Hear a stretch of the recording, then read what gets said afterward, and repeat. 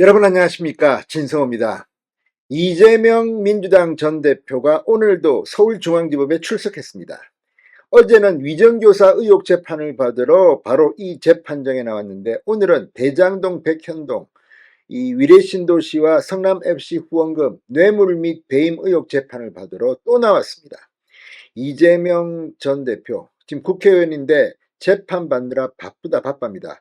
한 주일에 서너 번은 받는 것 같습니다. 자, 지금 9월 달에 이 선거법 재판과 위증교사 의혹 재판의 결심 공판이 있습니다. 10월 중에 1심 결과가 나올 것 같습니다. 이런 가운데 이재명 전 대표를 방탄하기 위해서, 보호하기 위해서 검사 4명에 대한 탄핵소추안을 발의했던 민주당, 지금 완전히 이재명 전 대표는 이 똥 씹은 표정이 됐다는 생각이 듭니다. 자, 이재명 전 대표가 오늘 중앙지법에 나왔을 때 기자들이 질문을 쏟아냈습니다. 상당히 당황했을 겁니다. 뿐만 아니라 어제는 그래도 경찰이 이 무혐의 불송치했는데 왜 검찰이 지금해야 하느냐 이렇게 몇 마디 했습니다. 오늘은 말을 못했습니다. 왜 그럴까요? 자, 이재명 측근들의 수준을 우리는 알 수 있습니다. 이재명을 보호한다. 이재명밖에 대안이 없다. 그렇게 말하는 이재명 파들이 이 검찰 탄압에 대응한다 이렇게 하면서 TF팀까지 만들었던 민주당이 검사 4명의 탄핵소추안을 냈는데 그 내용이 엉망진창입니다. 사실관계 확인도 제대로 한 것 같지 않고 증거도 별로 보이지 않습니다. 기사 쪼가리 몇 개 붙였다는 그런 의혹까지 나옵니다. 이런 가운데 이재명 전 대표의 사진 표정이 참 볼만합니다. 이걸 보면 내가 정말 이런 사람들을 믿고 이랬단 말인가, 이런 자탄을 하고 있는 것은 혹시 아닌지 의심스럽습니다. 자, 기자들은 속사포 질문을 합니다. 그러나 이재명이 답하기는 힘들 것 같습니다.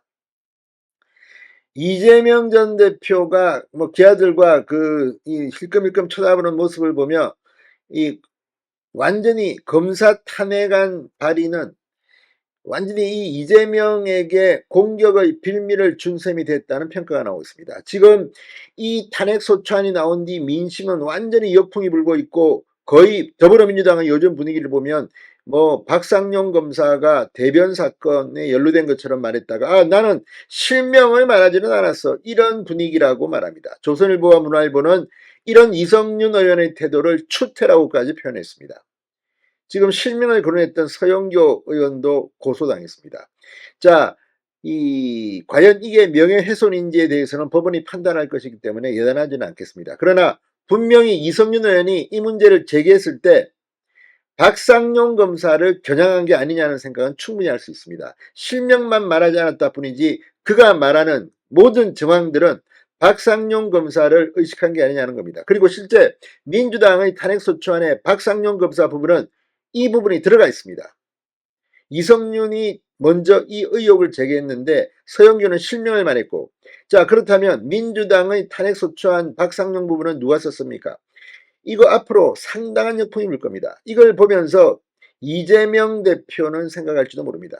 이거 우리 편인 줄 알았더니 완전히 엑스맨들이네. 이를 이따위라고 있어. 내가 이런 인간들을 믿고 어떻게 대표를 또 하겠어, 이런 생각을 만에 하나 할지도 모릅니다. 인간이라면 말입니다.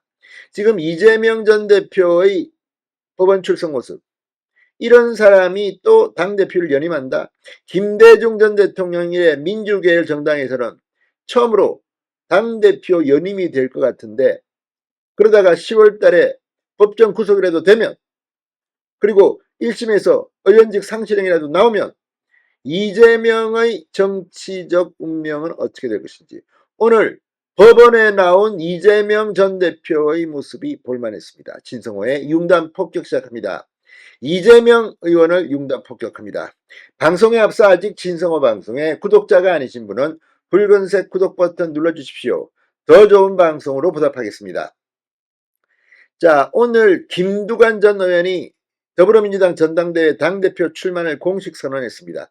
세종시 의회에서 기자회견을 열었습니다. 반면 이재명 의원은 오늘 당대표 출마 선언을 하지 않고 내일 한다고 합니다. 이유가 뭐겠습니까?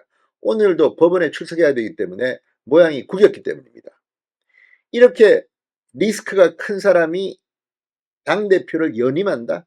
민주당에는 인물이 그렇게 없습니까? 자, 어제 위증교사 재판에도 출석했던 이재명 의원, 오늘은 이 대장동 백현동 재판에 나왔습니다. 판사는 똑같은 김동연 부장판사입니다. 자, 이재명 전 대표 방금 전 서울중앙지법에 도착했습니다. 기자들이 묻습니다.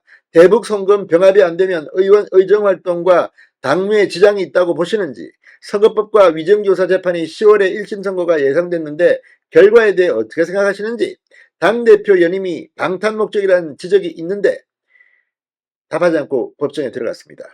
지금 대북 송금 병합이 안 되면 의정활동과 당무에 지장이 있다고 보는지, 이 말은 지금 이재명 측은 이 쌍방울 대북 송금 재판을 서울중앙지법에 병합해달라고 했습니다.